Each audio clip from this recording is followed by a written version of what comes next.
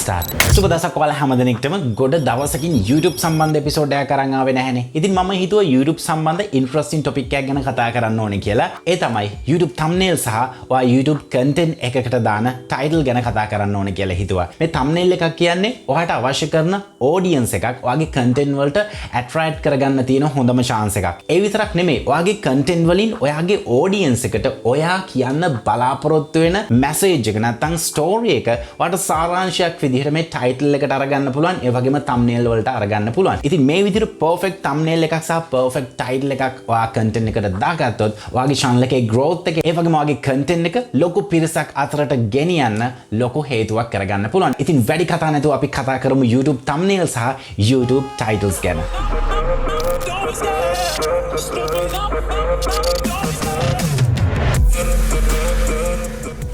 මේ වීඩියෝ එක ප්‍රධාන වශයෙන්ම sections දෙකකට මම කඩන්න බලාපොරොත්තු වෙනවා. පළවෙනි section එකේදී මම ඔයාලට පුංචි idea එකක් දෙනවා. thumbnails වල මෙන්න මේ වැරදි කරන්න එපා, මෙන්න මේ දේවල් කරන්න කියලා. ඒ වගේම තමයි දෙවෙනි section එකෙන් මම ඔයාලට කියලා දෙනවා thumbnail එකක් design කරද්දී මොන වගේ දේවල්ද ඔයා focus කරන්න ඕනේ. ඉතින් එතනදී ප්‍රධාන වශයෙන්ම designing tips වගේ දේවල් තමයි මම දෙන්න බලාපොරොත්තු වෙන්නේ. හරි, අපි පළවෙනි section එකේ තියෙන දේවල් ටික කතා කරමු. මුලින්ම thumbnail එකක් හදද්දී අවධානයට ගන්න ඔයා target කරන audience එක. ඔයා ටාගට් කරන්නේ ඔයාගේ normally ඉන්න ඔයාව subscribe කරපු පිරිසක් නම් ඔයාට හැකියාව තියෙනවා එයාලා නිතරම දකින්න. ඒ කියන්නේ ඔයාගේ යම්කිසි thumbnail style එකක් තියෙනවනේ. ඔයාගේ thumbnail එකක් දැක්කොත් මෙන්න මේ channel එකේ වීඩියෝ එකක් කියලා අඳුරගන්න ඔයාගේ audience එකට අනිවාර්යෙන්ම පුළුවන් වෙන්න එපයි. example එකක් විදිහට අපි හිතමු විනි production වීඩියෝ එකක් upload කරාම එයාලගේ thumbnail එක specific. එයාගේ වීඩියෝ එකක් කියලා ඕන කෙනෙක්ට මොලේට යනවා. ඒ වගේම තමයි වස්ති production, ඒ වගේම අපි ගත්තොත් easy guide මේ වගේ content බැලුවාම මේ අහවලාගේ වීඩියෝ එකක් කියලා අපිට channel එකේ logo එක බලන්නේ නැතුව කිවීමේ හැකියාවක් තියෙනවා. ඔයා ටාගට් කරන්නේ ඔයාගේ ඉන්න subscribersලා නම් ඔයාට හැකියාව තියෙනවා එයාලටත් පුරුදු ඔයාටත් පුරුදු ඔයාගේ thumbnail style එක දිගටම continue කරන්න. ඒ වගේම තමයි අපි හිතමු ඔයා අලුත් audience එකක් ඔයාගේ channel එකට ගන්න බලාපොරොත්තු වෙනවා. අන්න ඒ වගේ වෙලාවල් වලදී ඔයාලට හැකියාව තියෙනවා අලුත් designs experiment කරන්න. එතනදී ඔයාලට පුළුවන් example එකක් කිව්වොත් අපි හිතමු මම Windows ගැන කතා කරනවා කියලා. එතනදී මට පුළුවන් Windows logos පාවිච්චි කරන්න, ලස්සන Windows වලට ආපු wallpapers use කරන්න, මේ වගේ දේවල් use කරන්න. තව පුංචි example එකක් දුන්නොත් අපි හිතමු අපි Huawei phone එකක් ගැන කතා කරනවා කියලා. ඔයාලට පුළුවන් logo එක highlight කරලා දාන්න Huawei logo එක. මොකද ඒ element එක හැමෝම දන්න element එකක් නිසා. WhatsApp ගැන කතා කරොත් අපිට පුළුවන් WhatsApp logo එක use කරන්න. අන්න ඒ විදිහට ඔයාගේ channel එකට අලුත් audience එකක් ගෙන්න ගන්නවා නම් ඔයා නිතරම කරන thumbnail style එකෙන් චුට්ටක් විතර එහාට ගිහිල්ලා අලුත් experiment කරන්න අලුත් elements එක්ක. ඊළඟ කාරණාව තමයි be accurate. thumbnails හදද්දී පුළුවන් තරම් try කරන්න ඔයාගේ content එකත් එක්ක accurate වෙන thumbnail එකක් හදන්න. අපි හිතමු text සම්බන්ධ content එකක් කරනවා කියලා. හැබැයි ඔයාගේ thumbnail එක ඊට හාත්පසින් වෙනස් thumbnail එකක් නම් මෙතනදී පුංචි අවුලක් වෙනවා. මම ඒක ගැන තව පොඩ්ඩකින් ඔයාලට පැහැදිලි කරන්නම්. හැබැයි අපි හිතමු ඔයාගේ content එකට match වෙනම ඔයාගේ content එකෙන් කියවෙන දේම include කරලා ඔයා thumbnail එකක් දැම්මා කියලා ඔයාගේ වීඩියෝ එකට. අන්න එතනදී ඔයාගේ audience එකේ කෙනෙක් ඔයාගේ thumbnail එක click කරලා එනවා වීඩියෝ එක බලන්න. එතනදී එයා realize කරගන්නවා ඔයාගේ thumbnail එකේ තියෙන දේම තමයි content එකේ තියෙන්නේ කියලා. එතකොට ඔයාගේ content එකත් එක්ක දිගටම එයා engage වෙනවා. මේකෙම opposite පැත්ත ගැන කතා කරොත් misleading thumbnail. misleading thumbnail කියන්නේ ඔයාගේ content එකේ තියෙන එකක් ඔයාගේ thumbnail එක තව එකක්. මේකට clickbait කියලා කියන්නත් පුළුවන්. ඔයාගේ content එකට viewersලා attract කරගන්න ඔයා ටිකක් වැරදි ක්‍රමයක් පාවිච්චි කරනවා. ඔයාගේ content එකේ නැති දෙයක් ඔයාගේ thumbnail එකෙන් දෙන්න try කරනවා. මෙහෙම වුණාම බලන් ඉද්දි ඔයාගේ views වැඩි වෙන්න පුළුවන්. හැබැයි ඔයාට වෙන අවාසිය තමයි ගොඩ දෙනෙක් නහයෙන් අරන කාරණාවක් තමයි watch hours නෑ කියන කාරණාව. ඉතින් watch hours නැති වෙන්න සමහර වෙලාවට මේ කාරණය බලපානවා. ඒක වෙන්නේ මෙහෙමයි. අපි හිතමු ඔයා clickbait thumbnail එකක් නැත්තම් ඔයාගේ content එකට අදාළ නැති දේවල් දාලා ඔයා thumbnail එකක් දාලා තියෙනවා කියලා. ඒ thumbnail එක click කරලා viewer කෙනෙක් එනවා ඔයාගේ content එක බලන්න. හැබැයි එයා ඔයාගේ content එක බලද්දි realize වෙනවා මේ මට අවශ්‍ය දේ නෙවෙයි සහ thumbnail එකේ තිබ්බ දේ නෙවෙයි කියලා මේ content එකේ තියෙන්නේ. එතකොට එයා පෙළඹෙනවා ඔයාගේ content එක skip කරලා ඊළඟ content එකට යන්න. ඉතින් මේක අනිවාර්යෙන්ම ඔයා කරනවා නම් හදාගන්න. ඔයාගේ content එකට අදාළ thumbnail එකක් නිතරම use කරන්න try කරන්න. එහෙම නැති වුණොත් වෙන්නේ views වැඩි වෙයි මහලොකුවට. හැබැයි ඔයාගේ watch hours නැති වෙන්න ඉඩ තියෙනවා. views විතරක් වැඩි වුණාට වැඩක් නැති reason එක තමයි ඔයා channel එක monetize කරලා නම් තියෙන්නේ views වලට නෙවෙයි ගෙවන්නේ. viewer කෙනෙක් ඔයාගේ content එකට ඇවිල්ලා ඒ viewer කොච්චර වෙලා ඔයාගේ content එක බලනවද සහ ඒ කාලේ අතරතුර කොච්චර advertisement ප්‍රමාණයක් display වෙනවද කියන එක මත තමයි ඔයාට මුදල් එන්නේ. ඉතින් views වැඩි වුණාට වැඩක් නැහැ. ඒ views ඔයාගේ content එක තුල රැඳී ඉන්නේ නැත්නම් ලොකු කාලයක් misleading සහ clickbait thumbnails දාද්දි පොඩ්ඩක් සැලකිලිමත් වෙන්න.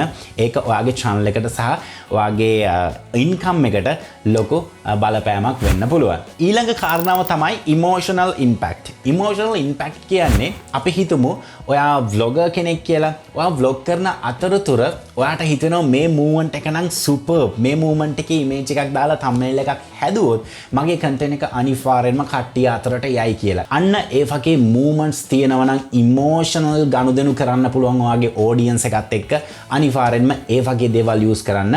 මොකද ඒක ඔයාගේ content එකේ තියෙනම දෙයක් නිසා ඒක ඔයාට ඔයාගේ content එක පිරිසක් අතරට ගෙනියන්න ලොකු උදව්වක් වෙනවා. තව දෙයක් මතක තියාගන්න. ඔයා record එකක් කරද්දී studio එකක වෙන්න පුළුවන්. ඔයා vlog එකක් කරනවා වෙන්න පුළුවන්. අනිවාර්යෙන්ම මතක තියාගන්න video record කරනවා වගේම still images නැත්නම් ඔයාගේ ලස්සන poses වලින් images ටිකක් capture කරගන්න. මොකද එතකොට ඔයාලට thumbnail හදද්දී ගොඩක් පහසු වෙනවා. මොකද ඔයා thumbnail වලටම කියලා වෙනම images ටිකක් අරන් තිනවා. ඔයාට ඒ images ටික use කරලා ලස්සන thumbnails හදාගැනීමේ හැකියාව තියෙනවා. හැබැයි අපි මේ මොන දේ කරත් අපි designing part එකට යන්න එපා. ඉතින් ඒක නිසා මම ඔයාලට දැන් designing tips ටිකක් දෙන්නම්. පළවෙනි කාරණේ විදිහට මම ඔයාලට කියන්නම් thumbnail එකක size එක මොකක්ද කියලා. thumbnail එකක් ඔයා හදනවා නම් අනිවාර්යෙන්ම thumbnail එකේ පළල pixels 1280ක් වෙන්න ඕන. ඒ වගේම thumbnail එකේ උස නැත්නම් height එක 720යි pixels. ඒ වගේම තමයි ඔයාලට මේ thumbnail එක හදලා ඉවර වෙලා save කරගන්න formats ගැන මතක් කරොත් JPEG කියන format එකෙන් පුළුවන් නැත්නම් JPEG කියලාත් මේකට කියනවා. ඒ වගේම GIF කියන format එකෙන් පුළුවන්. ඊට අමතරව BPM කියන format එකෙන් පුළුවන්. PNG පුළුවන්. ඒ වගේම තමයි thumbnail එකක් හදනවා නම් අනිවාර්යෙන්ම ඒක megabyte 3කට අඩු වෙන්න ඕන. එහෙම නැති වුණොත් ඔයාට මේක YouTube එකට upload කරගන්න බෑ. thumbnail හදන සම්බන්ධ tutorials මම කරලා තිනවා. ඒවා මම අනිවාර්යෙන්ම end screen එකෙන් දාන්න. නැත්නම් ඔයාලට මෙන්න මේ වෙලාවේ කාඩ් එකක් කැපිය වෙනවා. ඒක සිලෙක්ට් කරලා ඔයාලට හැකියාව තියෙනවා thumbnail හදන හැටි තවදුරටත් ඉගෙන ගන්න. ඊළඟ පොයින්ට් එක thumbnail එකක් හදද්දි මතක තියාගන්න creative attractive විදිහට thumbnail එකක් හදන්න. ඉතින් ඒ විදිහට thumbnails හැදුවට මදි. අනිවාර්යයෙන්ම මතක තියාගන්න mobile phone වලට optimize වෙන්න ඕන ඔයාගේ thumbnail එක. මොකද ගොඩක් usersලා YouTube application එක use කරන්නේ mobile use කරලා. ඉතින් mobile එකේ ඔයාගේ thumbnail එක හරියට පේන්නේ නැත්තම් සමහරලාට PC එකෙන් design කරන නිසා computer screen එකේ ඔයාගේ thumbnail එකේ තියෙන text images මේවා හොඳටම perfectly පේනවා. හැබැයි mobile phone එකට දැම්මට පස්සේ මේක හරියට පේන්නේ නැත්තම් ඔයාගේ content එක viewer කෙනෙක්ට miss වෙන්න තියෙන chance එක වැඩි. ඉතින් ඔයාලා දැක්ක පහුගිය දවස්වල මම poll එකක් පළ කරා. ඒකෙදි මම ඇහුවේ ඔයාලා YouTube content එකක් බලන්න තෝරගන්නේ search කරාට පස්සේ වෙන්න පුළුවන් නැත්නම් මොනෑම් හෝ ක්‍රමයකින් thumbnail එකෙන්ද title එකෙන්ද මේ වගේ options ටිකක් දීලා එතනදී ගොඩ දෙනෙක් උත්තර දීලා තිබ්බේ thumbnail එක කියලා. ඉතින් ඒක නිසා අනිවාර්යයෙන්ම thumbnail එක ලස්සන creative විදිහට mobile phone එකට optimize කරලා හදන්න. ඊළඟ කාරණේ තමයි ඔයා thumbnail එකක් හදද්දී තියෙන පුළුවන් තරම් වැඩ කෑලි ටික දාලා thumbnails හදන්න එපා. මම මේ සරලවම කියන්නේ වගේ thumbnail එක busy look එකක් දෙන්න එපා. තියෙන තරම් colors use කරලා, තියෙන තරම් images use කරලා, text හැම තැනම දාලා මේ විදිහට thumbnails හදන්න එපා. පුළුවන් තරම් සරල වෙන්න එක image එකක් use කරන්න. ඒ වගේම පේන හොඳ bold text එකක් use කරන්න. ඒ වගේම ඔයා thumbnails හදද්දී use කරන colors ගැන පොඩ්ඩක් සැලකිලිමත් වෙන්න. ඔයා දන්න වැඩ කෑලි ටික ඔක්කොම දාලා busy thumbnail එකක් හදන්න එපා. පුළුවන් තරම් සරල thumbnail එකක් හදන්න. එතකොට ඔයාගේ viewer කෙනෙක්ට thumbnail එකේ තියෙන දේ ඔළුවට ග්‍රහණය කරගන්න හරිම ලේසි සහ කියවන්න හරිම ලේසි වෙන නිසා. මම මේ මොන දේ කිව්වත් මතක තියාගන්න ඩිසයිනින් ටේස්ට් එක නැත්තම් වීවර් කෙනෙක්ගේ ටේස්ට් එක වෙන්න පුළුවන්, ඔයාගේ ටේස්ට් එක වෙන්න පුළුවන්. මේවා හැම වෙලේම වෙනස් වෙන සුළුයි. ඔයාගේ thumbnails හදද්දී එකම ඩිසයින් එක යූස් කරන්න ඕනේ කියලා කොහෙවත් ලියවිලා නැහැ. ඉතින් ඒක නිසා නිතරම එක්ස්පෙරිමන්ට් කරන්න. අලුත් ටෙක්ස්ට් දාලා බලන්න, අලුත් ඉමේජස්, අලුත් කලර්ස් යූස් කරලා බලන්න, අලුත් thumbnail layout යූස් කරලා බලන්න. මේ විදිහට ඔයා නිතරම අලුත් දේවල් කරලා බලන්න. ඒ වගේම තමයි ඔයාගේ පරණ content තියෙනවා නම් ඒවැ thumbnails ටිකක් boring කියලා හිතෙනවා නම් ඔයා පසු කාලීනව බලද්දි ඔයාට හැකියාව තියෙනවා ඒ thumbnails උනත් අලුත් thumbnail එකකින් replace කරන්න. එතනදී මතක තියාගන්න ගොඩක් දෙනෙක් හිතන් ඉන්නවා අපි පරණ වීඩියෝ එකක thumbnail එක මාරු කරාට පස්සේ ඒ වීඩියෝ එකේ reach එකට බලපානවා කියලා. එහෙම දෙයක් වෙන්නේ නැහැ. පරණ thumbnail එකට වඩා අලුත් thumbnail එක දෙගුණයකින් තෙගුණයකින් හොඳයි නම් මේ දැන්ම ගිහිල්ලා වාගේ අලුත් thumbnail එක replace කරන්න පරණ videos වලට. thumbnail වගේම ඊළඟට අපේ වීඩියෝ එකේ වැදගත් part එකක් තමයි video title එක. ඉතින් මේකත් ගොඩ දෙනෙක් වැරදි විදිහට පාවිච්චි කරනවා. video title ගත්තාම කොටස් දෙකකට බෙදෙනවා. පළවෙනි title type එක තමයි searchable titles.